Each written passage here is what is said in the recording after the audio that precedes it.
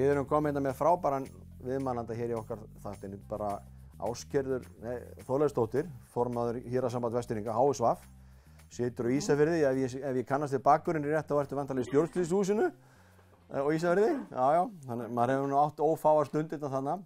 Þakka þér kærlega fyrir að koma í þennan þátt og til að ræða aðeins við okkur bara íþróttastarfið fyrir vestan. Hvernig gengur? Hvernig gengur starfið? Heyrðu, ég myndi nú bara segja að starfið gangi bara alveg rosalega vel. Það er bara ótrúlega blómlegt og öflugt íþróttalíf í Ísafjarðarbæ.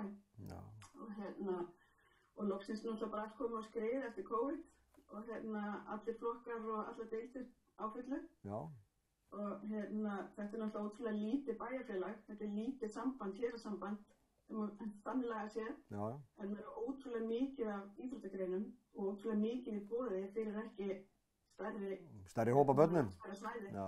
En það er náttúrulega eins og þú veist að það eru rosalega margir sem horfa miklum aðdáendur augum að íþróttaskólanum og hvernig uppbyggingan honum hefur ekki tekist og hvernig hún hefur þessi þróun.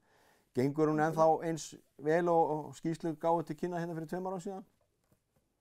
Já, hún gengur ennþá jafn vel og þær úttektir sem hafa verið gerðar, þær sýna ennþá fram á mikla ánægju með íþróttaskólann. Hann er frá 1. til 4. bekk og í 1. og 2. bekk eru allir nemendur sem eru í íþróttaskólanum og eru þá í boltaskóla, grunnþjálfun, skíðum og sundi. Svo fer það nú kannski aðeins, þeim fækkar aðeins eftir sem við erum komin upp í eldri bekkir. Og það er kannski svona helst í 4. bekk sem við erum að sjá kannski að þau eru meira detta út. Og við höfum svona verið að velta í fyrir okkur sko hvað veldur, hvort þið séu bara orðin leið, hvort þið vilji kannski meira bara fara einbeita sem þeirri íþróttagrein sem þau eru kannski svona eiginlega búin að velja.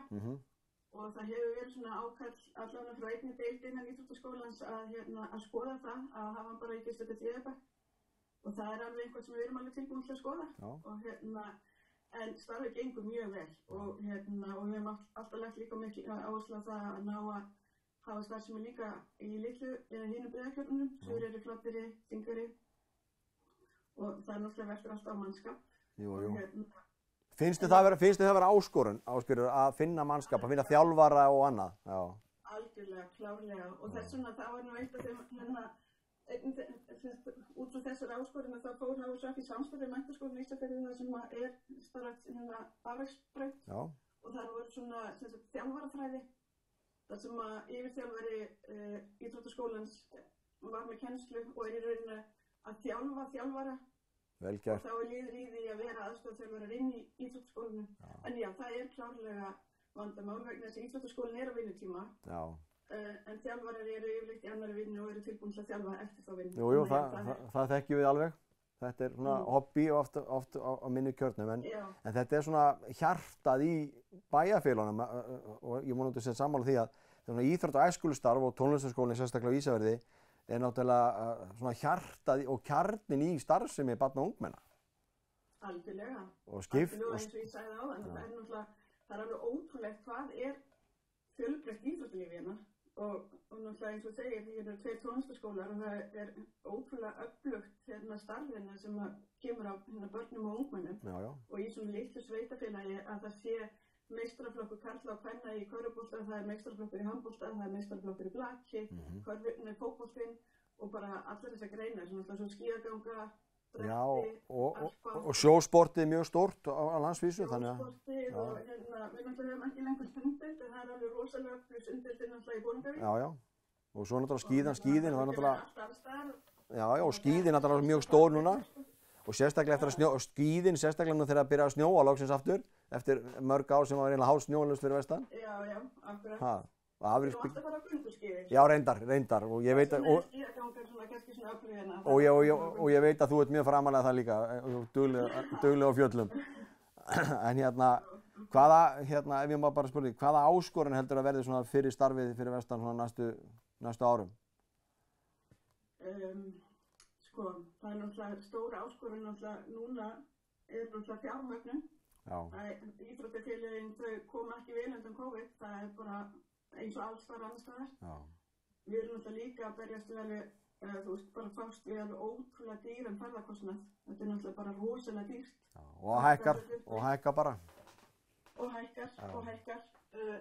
Svo náttúrulega líka áskorun að þegar það svona öflugt íþróttalíf í svona litlu samfélagi að þá vantar sjálfboðaliðana. Fólk, við finnum alveg fyrir því eins og aðrir í íþróttahreyfingunni að það orðið erfiðara að fá fólk til að koma í stjórnir og vera tengilegir og halda utan fjáraflanir og allt þetta. Þannig að við erum alveg stöndum fram til þeim áskorunum eins og aðrir.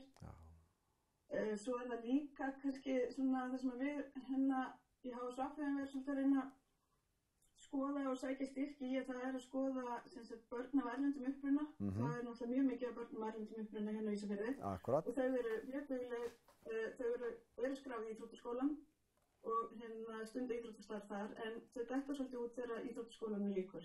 Já. Og hvað það þú veist það þá koma inn æfingagjöld. Þá kemur inn í rauninni flóknara umhverfi, foreldrar kannski vita ekki hvert þau að leita, hvað þau að gera, hvað þau fá upplýsingar, hvernig þetta virkar. Allt einu verið að koma inn í íþróttafélagsstarf, sjálfboðaliðastarfið, vextum kannski augum, það alls konar svona pælingar sem við erum svona að skoða og fengum styrk frá ISI til að skoða þetta. Til þess að í rauninni að setja allt efni í íþróttaskólan svo bara íþróttastarfs, það sem í boði í sveitarfélaginu á fleiri tungumál til að reyna ná til þessar foreldra. Þetta eru áskorunir ekki bara í ykkur, heldur líka mörgum byggðarlögum út á landi og höfuðborgarsvæðinu líka.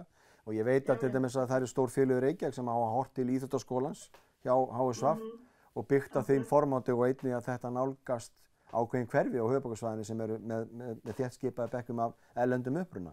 En þetta eru rosalega stórar áskorunir sem við horfum á og þú eins og bendir á og líka því ég veit að fyrir vestan því að það eru fyrirtæki og ekki bara á Vestfjörðum heldur annars staðar að fann að draga til sín fjármuni í útdeilingu til íþróttastarfs og æskulýðsstarfi í sínum byggðarlagi sem ekki gott af því að það dregur kjarkinn og dregur bitið úr starfinu á mörgu leyti. Algjörlega, við erum algjörlega háðir sem styrkjum frá þessum fyrirtækjum. Þetta myndi bara aldrei ganga öðruvísi. Og já, það bara þannig. Þetta stóra áskorun. Þetta það. Ásgerður, ég þakka þig kærlega fyrir að vera viðmælandi hingað. Og ég segi nú bara bestu kveðjur heim. Já, ég skilja því, bara gaman að heyra í þér. Takk fyrir og takk kærlega fyrir að vera með okkur í dag. Takk fyrir þetta. Gera það, takk fyrir. Bless.